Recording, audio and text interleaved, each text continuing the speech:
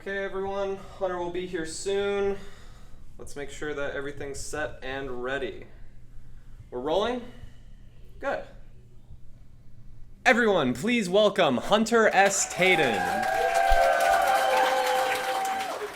Thank you so much for coming. Yeah, I didn't really have a choice. Why don't you go ahead and tell us a little bit about who you are and what you do? Alrighty. Hey, I'm Hunter S. Tadin. I was born and raised in Georgia, and I'm a director slash editor slash writer, and I do a little acting on the side. You say you were born here. Did you also go to school in Georgia? Yes, I studied at Georgia State University. Oh, no way! I go to school there too. Did you get your bachelor's in film? No, I never finished school. Oh.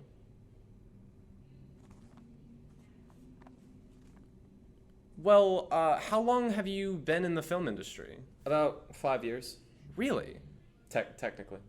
That would mean you started in middle school. Can you elaborate on that? Well, in elementary school, I was a theater kid. That's part of the reason why I like acting so much. Then going into middle school, the theater department got dissolved into the film program. So every week we'd make sketches and present them to the school as part of the news.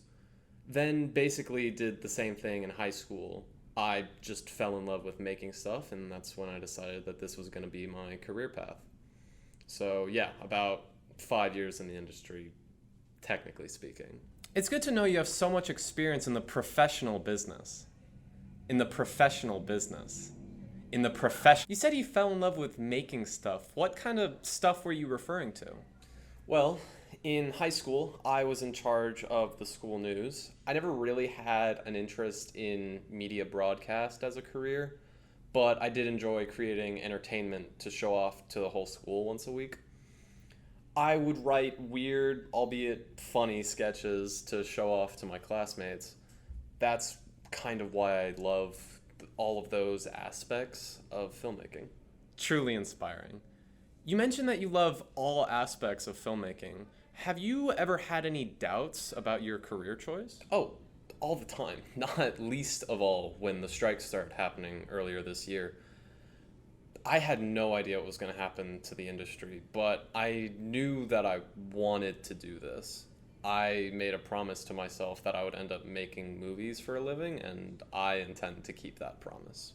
That's good to know that even through everything that's happened, you're still committed. What skills would you say are required to be a director? Directors need to have people skills. They're strong speakers, they're problem solvers, but above all, they need to be able to not only see the vision in their mind, but also articulate it in a way that the crew can help to create it. Yeah, I like how you put that. Well spoken. Thank you. What are some tropes about your job that I might not know about? Directors are in charge of everything that the camera sees, but in order to get that done, I also need to be in charge of the entire teams behind the camera. Everyone has to work together to bring the director's vision to life. So is it difficult to be in charge of so many people? As the director, I'm not personally in charge of everyone individually. There are lead cinematographers who I'm in charge of. Then they have their own individual camera operators. Likewise with background actors and the costume department, for example. It's still very difficult to manage so many people all at once. You have to be good with people and being able to manage both your and their times well. You've talked a lot about being a director, but you said that isn't your only profession. It says here that you're also an actor. Care to elaborate? Why'd you say it like that? Like what? I am Hunter S. Tadin. Yeah, we've already had introductions. You're saying you've never heard of me? Literally everyone in this room knows who you are. I'm Hunter Stephen Tadin. The middle name is new. I was in the Descendants franchise. No one said... Wait, like Disney? Yeah, the new one. They're making a new Descendants movie. Yeah, I'm the star. You just made that up. Okay, so I'm not, but everything else is true.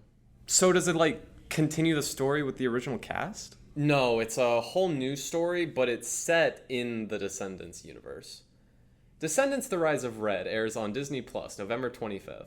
You just made that up. Well, would you look at the time, I really should be going. We're not done here. I have an interview with Robert Downey Jr. You're interviewing RDJ. He's interviewing me. Oh.